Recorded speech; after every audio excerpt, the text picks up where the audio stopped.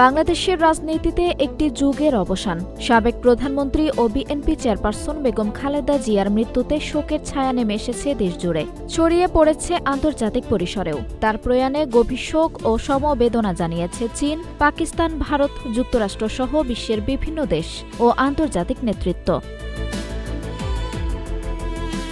চীনের প্রধানমন্ত্রী লি কিয়াং বেগম খালেদা জিয়ার মৃত্যুতে গভীর শোক প্রকাশ করেছেন। ৩০ ডিসেম্বর অন্তর্বর্তী সরকারের প্রধান উপদেষ্টা অধ্যাপক মোহাম্মদ ইউনূসের কাছে পাঠানো এক শোক বার্তায় তিনি বলেন, খালেদা জিয়া ছিলেন বাংলাদেশের একজন প্রবীণ রাজনীতিক এবং চীনা জনগণের একজন পুরনো বন্ধু। তার প্রধানমন্ত্রিত্বকালে চীন ও বাংলাদেশের মধ্যে দীর্ঘমেয়াদী বন্ধুত্ব, সমতা ও পারস্পরিক কল্যাণের ভিত্তিতে সহযোগিতামূলক অংশীদারিত্ব গড়ে ওঠে, যা দ্বিপক্ষীয় সম্পর্ককে নতুন উচ্চতায় নিয়ে যায়। চীন বাংলাদেশ সম্পর্ক উন্নয়নে তার অবদান চীনা পক্ষ উচ্চভাবে মূল্যায়ন করে বলেও উল্লেখ করেন লি কিয়াং।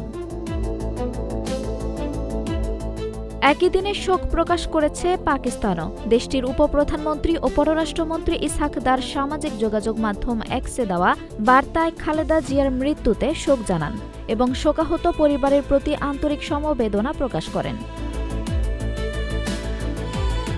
ভারতের প্রধানমন্ত্রী নরেন্দ্র মোদী সামাজিক মাধ্যমে দেওয়া শোক বার্তায় বলেন, বাংলাদেশের প্রথম নারী প্রধানমন্ত্রী হিসেবে দেশটির উন্নয়ন ও ভারত-বাংলাদেশ সম্পর্ক জোরদারে খালেদা জিয়ার অবদান সবসময় স্মরণীয় হয়ে থাকবে। ২০১৫ সালে ঢাকায় তার সঙ্গে সাক্ষাতের স্মৃতিও তিনি স্মরণ করেন।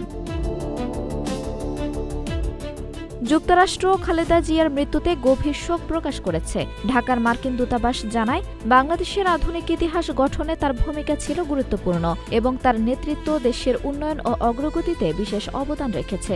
রাজনৈতিক জীবনের শেষ ভাগে নানা অসুস্থতায় ভুগছিলেন খালেদা জিয়া। ২০২৪ সালের জুলাই অভ্যুত্থানের পর মুক্তি পেলেও আর সক্রিয় রাজনীতিতে ফিরতে পারেননি তিনি। আঞ্জুম হক আরবি, নাগরিক প্রতিদিন।